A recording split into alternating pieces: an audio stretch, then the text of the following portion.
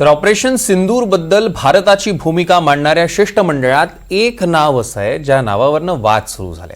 विशेष म्हणजे हे काँग्रेसचे नेते आहेत आणि त्यांचा समावेश केंद्र सरकारनं शिष्टमंडळात केल्यानं काँग्रेसच नाराज झाली आहे. या नेत्याचं नाव आहे थरूर. या शिष्टमंडळासाठी पक्षाकडनं काही नावं मागवण्यात आली होती. काँग्रेसनं मात्र थरूर यांना वगळून वेगळी 4 नावं पुढे केली. तरीही भाजपनं थरूर यांना शिष्टमंडळात घेतलं. हे सगळं फक्त शिष्टमंडळापुरतं मर्यादित नाहीये, तर यावरनं भाजपने एक वेगळाच डाव खेळलाय. बघूया. शशी थरूर काँग्रेसचा एकेकाळचा ब्ल्यू आईड बॉय, मात्र सध्या साइडलाईन झालेला नेता.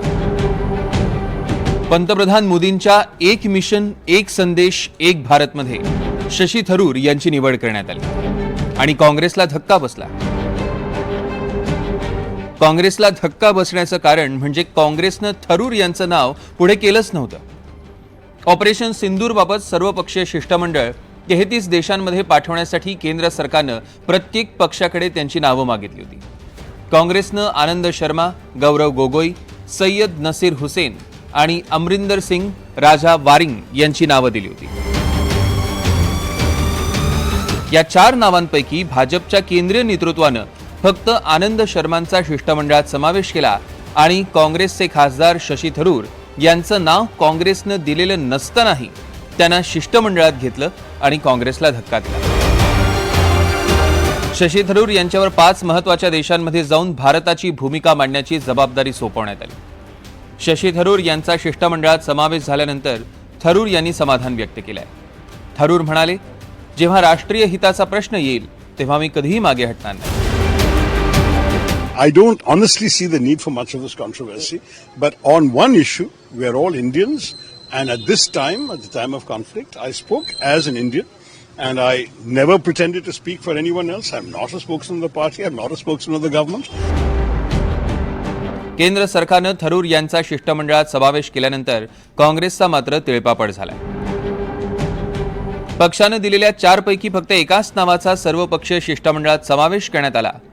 नरेंद्र मोदी सरकारनं गंभीर राष्ट्रीय मुद्द्यांवर खेळलेला हा खेळ आहे, अशा शब्दात काँग्रेसनं टीका केली आहे. भाजपनं मात्र काँग्रेसला शशी थरूर यांच्या नियुक्तीवरनं उलट सवाल केला. भाजप नेते आणि आयटी सेल प्रमुख अमित मालवीय म्हणतात, शशी थरूर यांचं वक्तृत्व, संयुक्त राष्ट्रात काम करण्याचा त्यांचा दांडगा अनुभव आणि परराष्ट्र विषयातील त्यांचं सखोल ज्ञान यावर कोणीही प्रश्नचिन्ह उपस्थित करू शकत नाही. असं असतानाही काँग्रेस पक्ष आणि विशेषतः राहुल गांधी यांनी अशा महत्त्वाच्या विषयावर भारताची भूमिका स्पष्ट करण्यासाठी परदेशात पाठवल्या जाणाऱ्या सर्वपक्षीय शिष्टमंडळासाठी त्यांचं नाव का दिलं नाही? ही असुरक्षिततेची भावना आहे, मत्सर आहे की हायकमांडपेक्षा उजव्या असणाऱ्या लोकांप्रतीची असलेली असहनशीलता?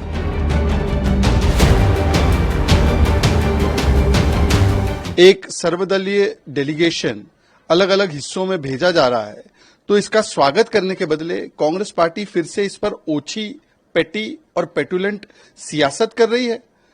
कांग्रेस पार्टी अगर शशि थरूर जी के इतना खिलाफ हो चुकी है तो बताइए, शशि थरूर जी को इतनी बार सांसद काहे बनाया? शशि थरूर जी को आपने एक्सटर्नल अफेयर्स मिनिस्टर एमओएस बनाया था. शशि थरूर खुद यूनाइटेड नेशंस पे बड़े ओहदे पर रहे थे. क्या शशि थरूर जी से अब कांग्रेस पार्टी इतनी खफा है क्योंकि उन्होंने इंडिया फर्स्ट की बात कर दी, पाकिस्तान के नैरेटिव को ध्वस्त कर दिया? शशी थरूर यांचा शिष्टमंडळात समावेश करून भाजपनं अनेक डाव खेळले. सध्या शशी थरूर हे काँग्रेसपासून थोडे लांब गेलेत आणि भाजपच्या जास्त जवळ आलेत असं चित्र आहे. शशी थरूर भाजपात जातील अशी ही चर्चा गेल्या काही महिन्यांपासून रंगतेय आणि या चर्चेला काही आधारही आहे. केरळमधल्या तिरुअनंतपुरममध्ये पंतप्रधान मोदींच्या उपस्थितीत झालेल्या एका कार्यक्रमाला शशी थरूर आवर्जून उपस्थित होते. एवढंच नव्हे तर थरूर पंतप्रधान मोदींच्या स्वागतालाही पोहोचले. व्यासपीठावरचे आजचे नेते पाहून काही जणांची झोप उडाली असेल असं वक्तव्य खुद्द मोदींनी थरूर यांच्या संदर्भात केलं. काही महिन्यांपूर्वी पंतप्रधान मोदी अमेरिकेच्या दौऱ्यावर होते, त्यावेळी थरूर यांनी मोदींच्या या दौऱ्याची प्रशंसा केली. त्यानंतर काँग्रेसच्या नेत्यांनी नाराजी दर्शवली होती. जर काँग्रेसला माझी आवश्यकता नसेल तर माझ्याकडे अनेक पर्याय आहेत असं सूचक वक्तव्य त्यावेळी शशी थरूर यांनी केलं. शशी थरूर आणि गांधी घराण्याचं फारसं जमत नाही असं बोललं जातं. त्यामुळे शशी थरूर यांना पक्षात विशेष स्थान नसल्याचं चित्र आहे. 2022 मध्ये काँग्रेसच्या ज्या 23 ज्येष्ठ नेत्यांनी काँग्रेस नेतृत्वाबद्दल पत्र लिहिलं होतं त्यामध्ये थरूर यांचाही समावेश होता. काही महिन्यांपूर्वी शशी थरूर यांनी राहुल गांधींकडे भेटीसाठी वेळ मागितली होती, मात्र बराच काळ ही भेट होऊ शकली नाही. ही सगळी झाली थरूर यांच्या नाराजीची कारणं. मात्र भाजपलाही थरूर यांच्यासारख्या नेत्याची गरज आहे आणि त्याचीही बरीच कारणं आहेत. केरळमध्ये भाजपचं काहीच अस्तित्व नाही. केरळमध्ये डाव्या पक्षांची सत्ता आहे तर काँग्रेस विरोधात आहे. शशी थरूर सारखा लोकनेता भाजपकडे आला तर भाजपला केरळमध्ये अस्तित्व निर्माण करता येईल. शशी थरूर 2009 पासून खासदार आहेत. 2014 आणि 2019 मध्ये मोदी लाट असतानाही थरूर चांगल्या मताधिक्यानं निवडून आले. शशी थरूर यांना केरळच्या राजकारणात रस आहे, मात्र काँग्रेसचं नेतृत्व त्यांना केरळमध्ये सक्रिय होऊ देत नाही. थरूर भाजपमध्ये गेले तर दक्षिणेच्या राजकारणातही भाजपला चेहरा असणारा मोठा नेता मिळणार आहे.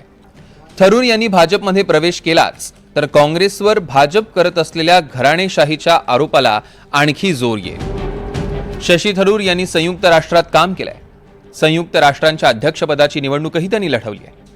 आंतरराष्ट्रीय राजकारण आणि परराष्ट्र धोरणाबद्दल थरूर यांचा दांडगा अभ्यास आहे. तसंच उत्कृष्ट वक्तृत्व, इंग्रजीवर जबरदस्त पकड आणि विदेशातही लोकप्रियता या थरूर यांच्या जमेच्या बाजू आहे. एकंदरीतच काँग्रेसमध्ये थरूर यांचं मन फार काळ रमेल असं दिसत नाही आणि भाजप तर थरूर यांच्यासाठी गळ लावूनच बसली आहे. शिष्टमंडळामध्ये थरूर यांचा समावेश झाल्यानंतर पुढे काय होणार हे जवळजवळ स्पष्ट आहे. Bureau report, NDTV Marathi, Mumbai.